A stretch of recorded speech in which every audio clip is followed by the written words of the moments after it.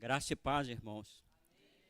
Desculpa de eu estar aqui usando um boné, não estou inventando moda pastoral. Eu fiz uma pequena cirurgia, eu estou cobrindo aqui a minha cabeça aqui, né? Vergonha de ficar mostrando as cicatrizes que estão em recuperação aqui. Hoje um dia maravilhoso e eu tive a graça de receber um texto agendado pelo pastor André, que é esse Salmo maravilhoso, 8, e ele caiu bem assim, já tinha feito algumas reflexões nesse Salmo, e agora durante a semana para preparar essa mensagem, eu tive que ficar estudando esse Salmo, e a gente vai cada dia mais descobrindo coisas, né, no Salmo, onde você passa, faz uma leitura rápida do Salmo, e às vezes não percebe a riqueza que o próprio Salmo tem, como outros salmos e outras partes das Escrituras, porque principalmente nós que somos pastores, que estamos lendo Bíblia o tempo todo como uma ferramenta de trabalho, e aí às vezes passa de percebido. Mas quando a gente lê, ora, lê outra vez, lê outras versões, vai para as línguas originais, a gente vai, né, vendo isso, consultando outros teólogos, estudiosos, vai só aumentando cada vez mais, né? E aí eu aprendi muito mais, né, nesse período com esses salmos, né? E aí a gente vê o salmista refletindo sobre esse salmo, né? E ele dá um enfoque no cuidado, né? Cuidado maravilhoso de Deus é o enfoque que ele dá, porque ele está olhando, né, para a criatura, para o ser humano, onde Deus cria ele com todo cuidado, com todo zelo, e os estudiosos dizem que o ser humano, né, homem e mulher, é a coroa da criação de Deus. Pode projetar o Salmo, a gente pode fazer a leitura dele de novo. Caramba, a leitura ali, queria ler lá, mas está tão pequenininho, deixa eu passar aqui que eu acho que dá. Que dá para ele. Vou ler aqui, por aqui. Ó Senhor, nosso Senhor, como teu nome é magnífico em toda a terra, tu que puseste tua glória nos céus, da boca de pequeninos e de bebês fizeste brotar força por causa dos teus adversários, para fazer calar o inimigo e vingador. Quando contemplo os céus, obra dos teus dedos, a lua e as estrelas que estabeleceste, que é o homem, para que dele te lembres? E o filho do homem, para que o visites? Tu fizeste um pouco menor que os anjos, e o coroaste de glória e honra.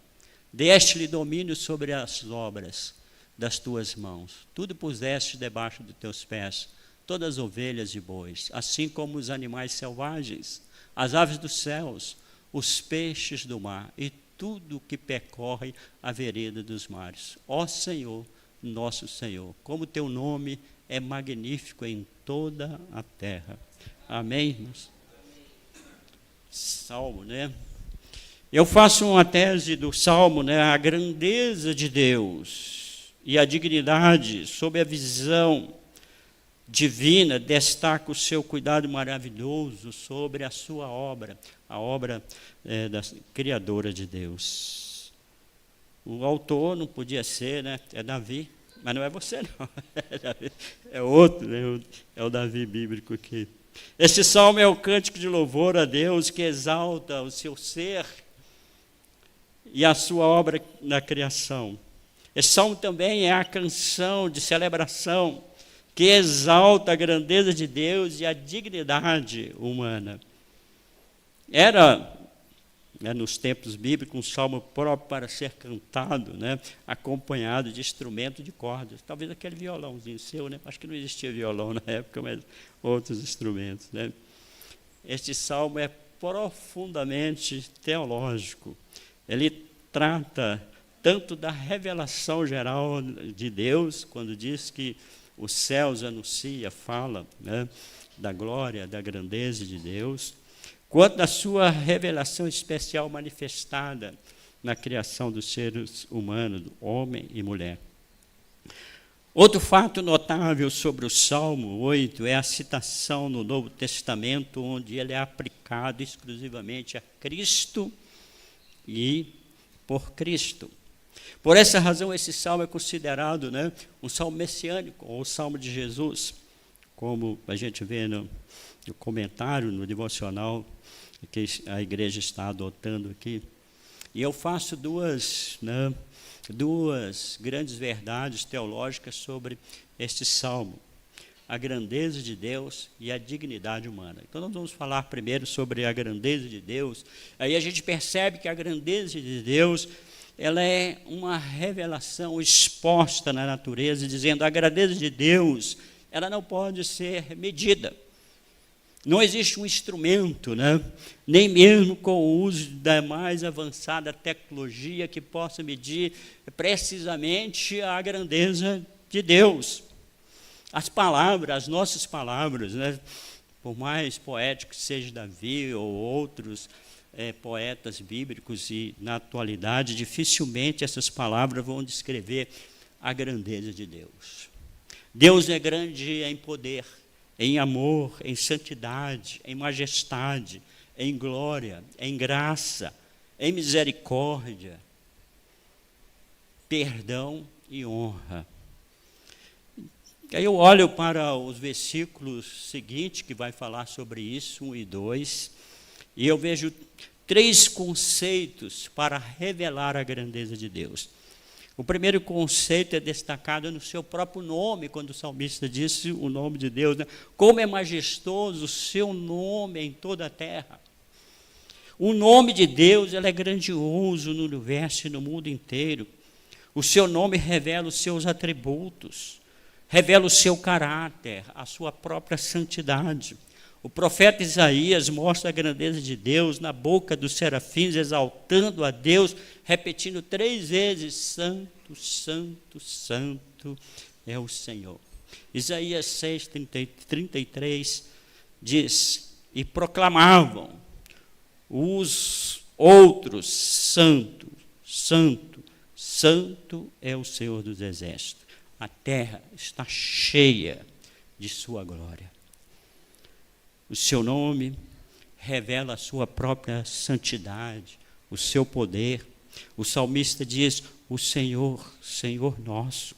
Este atributo mostra a soberania de Deus sobre a criação, sobre o seu governo em todas as coisas, porque Ele é Senhor de tudo, porque Ele criou todas as coisas.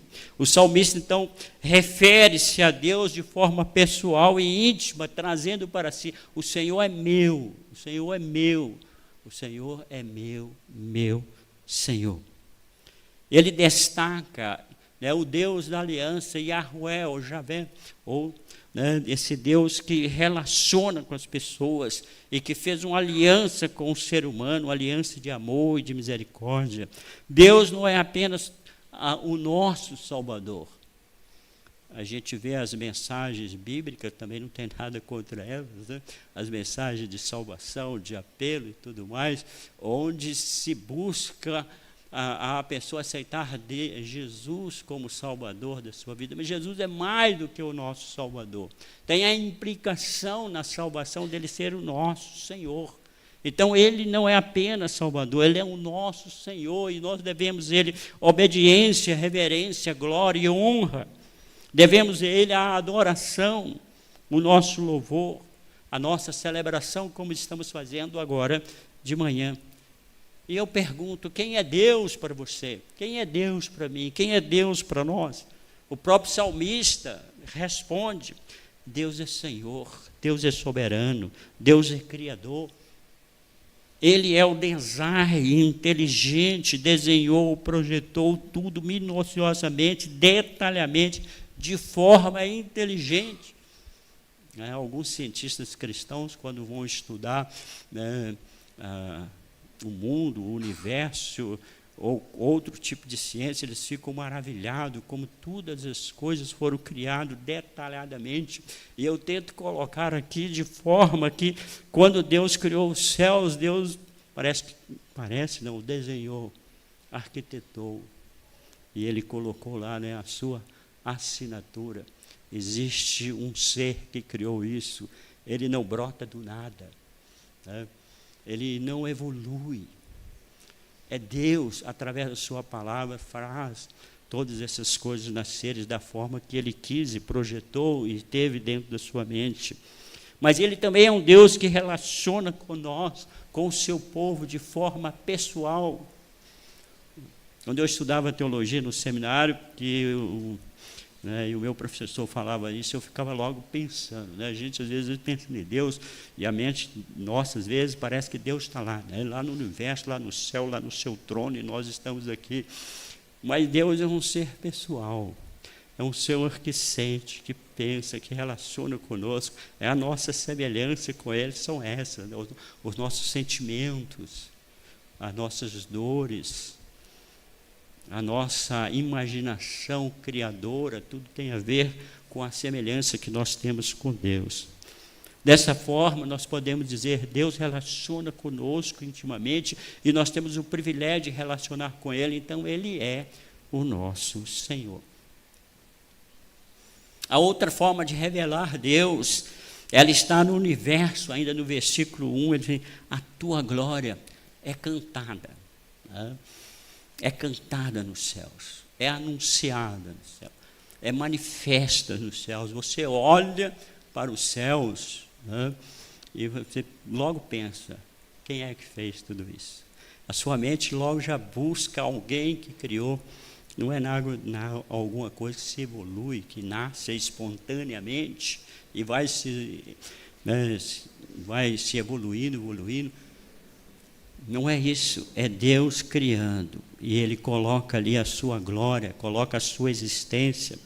Esse conceito fala da revelação geral de Deus através da natureza, do universo, né?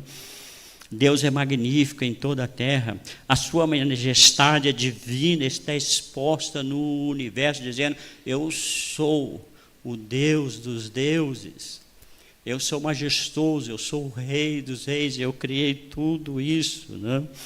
O rei Davi, no Salmo 19:1, ele diz assim, os céus anunciam a sua glória, e a terra proclama a obra das suas mãos.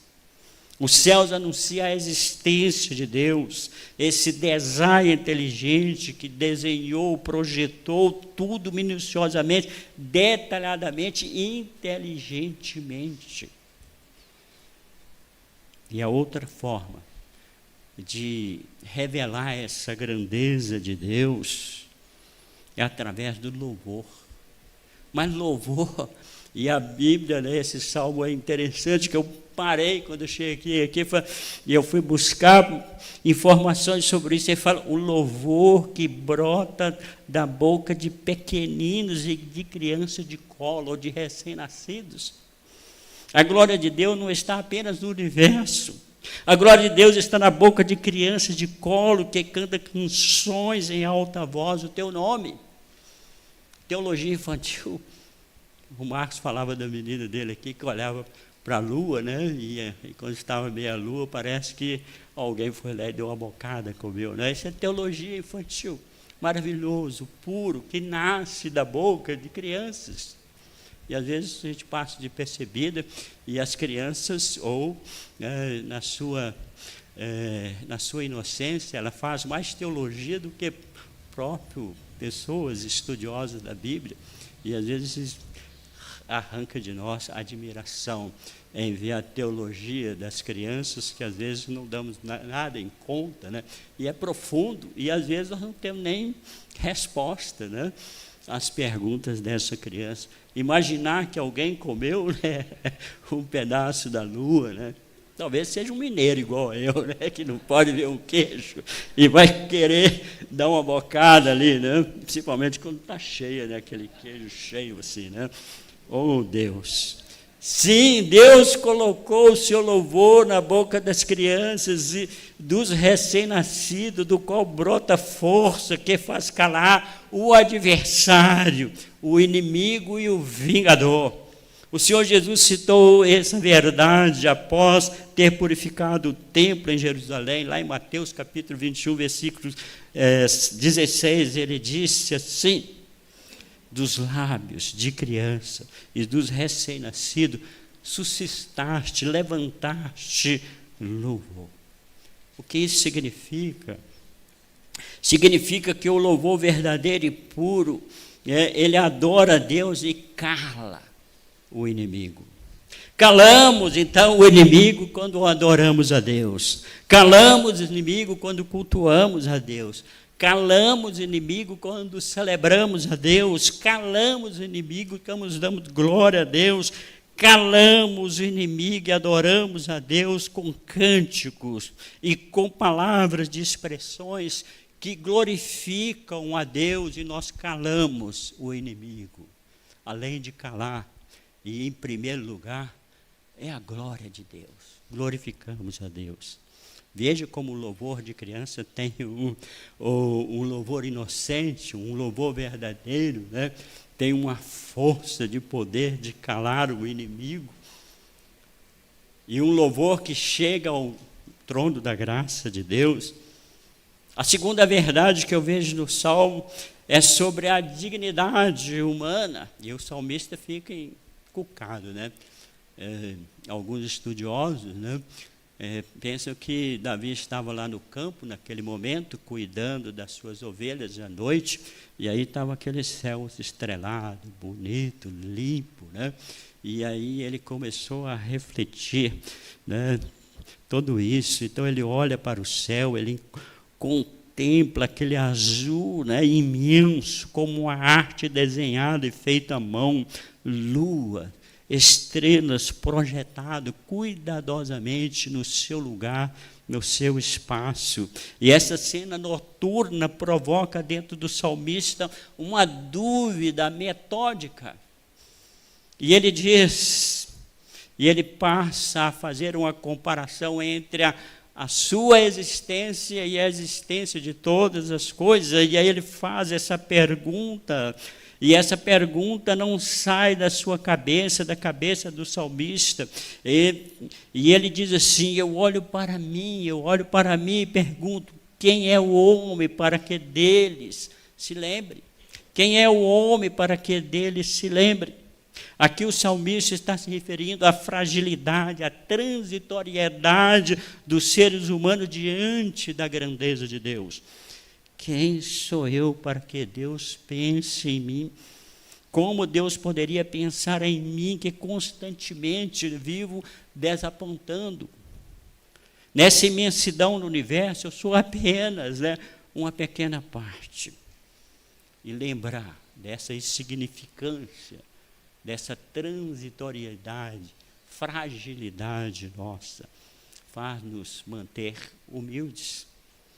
Na realidade, nós somos verdadeiramente apenas filhos da humanidade, com uma vida de propósito estabelecida por Deus. Quem é o homem? Ali nós vimos quem é o homem na sua própria visão, na visão dele. Agora nós vamos ver quem é o homem aos olhos de Deus. Versículo 5, 8 mostra isso. Quem é o homem para que dele se lembre? A pergunta é insistente, mas a graça de Deus basta para o homem. A graça cobre a vida humana toda. Toda a nossa vida é coberta pela graça divina. Apesar de pequeno, o homem está na mente de Deus, sempre esteve em sua mente. Deus está sempre lembrando, pensando cuidadosamente no homem, a ponto que o homem desobedece, né? Sai fora dos seus propósitos e Deus resgata ele de novo através da pessoa, da obra salvadora do Senhor Jesus Cristo. E Deus traz o homem para perto de si. Ele poderia exterminar o homem e fazer outro homem, mas ele não faz isso, um outro ser, mas ele não faz isso, ele busca o homem. Isso mostra o cuidado, o pensamento. Deus, né, nós estamos, o ser humano está no pensamento de Deus como a coroa da sua criação. Apesar de pequeno, o homem está sempre na mente de Deus. O homem, a Bíblia diz, e esse salmo fala, o homem foi criado um pouquinho menor que os anjos. Pensou nisso? Você foi criado um pouquinho menor que os anjos, né? Aí eu digo para você, da próxima vez que questionar o seu valor, muitas pessoas ficam de baixa autoestima e questionam o seu valor, né? Eu não valo, eu não presto, eu sei lá, um monte de coisa que às vezes a gente dirige palavra para nós mesmos, né? Da próxima vez que você questionar esse baixo, alto valor, pense nisto, né? Lembre-se que você tem um grande valor para Deus. Nós fomos criados à imagem e semelhança de Deus. Gênesis capítulo 1, 26, 27 vai dizer isso o tempo todo, né? E diante dessas realidades, somos libertos dos complexos de inferioridade, baixa autoestima. O homem é o ponto alto da criação de Deus. O homem é a coroa da sua criação. O homem foi criado e coroado de glória e honra, diz o salmista. A glória do homem e da mulher, eu estou sempre falando do homem, então eu resolvi colocar aqui, homem e mulher, para eu não ser machista, e nem a Bíblia é machista. É o homem no sentido genérico, né? É o ser humano. Deus criou homem e mulher, né? E deu para ele domínio que eles têm sobre toda a obra criadora de Deus. O homem foi criado e coroado e cheio de honra por Deus. Então disse Deus, façamos o homem à nossa imagem e semelhança. Então Deus criou o homem conforme a sua imagem, conforme a sua semelhança. E aqui fica bem claro que o homem é distintamente diferente de todos os animais que Deus criou. O homem e mulher estava em um plano muito mais alto, pois Deus criou para ser um ser imortal, e Ele fez dele a sua imagem, uma imagem especial, a imagem da sua própria eternidade. O homem foi criado, então, com um propósito. Tu fizeste dominar as obras das tuas mãos. Olha o propósito. E eu falei, o que eu faço nesse universo? Por que Deus me criou? A minha mente voa e eu fico pensando, o que eu faço nesse mundo? De onde vim, para onde vou? E eu fico sem saber. E a Bíblia está respondendo para você, meu amigo. Olha, você foi criado com o propósito. Você foi criado para dominar todas as outras coisas que existe, todas as outras criações de Deus, que aí o salmista vai colocar algumas delas para nós, né? Peixe, aves e etc, ele vai dizer tudo isso, né? E aí eu coloco, o trabalho de dominar e cuidar é uma vocação dada, é um privilégio, uma graça de Deus e uma responsabilidade, né, concedida de Deus para nós. O trabalho é a vocação, o trabalho é um meio de participar da obra criadora de Deus. O trabalho é uma oportunidade de agir como representante de Deus na terra. O trabalho do homem é um veículo que Deus utiliza para mostrar a sua grandeza. E às vezes nós amaldiçamos o nosso trabalho, seja ele qual for. Mas o trabalho é algo que dignifica, que honra a Deus. A nossa vocação mostra os valores que nos diferenciam do restante dos seres vivos e estão relacionados à nossa dignidade, como o próprio trabalho, o amor, a autoridade, a honestidade, o respeito, a responsabilidade, a tolerância e a humildade. Tudo isso faz de nós pessoas diferentes de todas as outras criaturas. Este é o propósito da nossa vida. Homem e mulher foram criados para adorar e servir a Deus.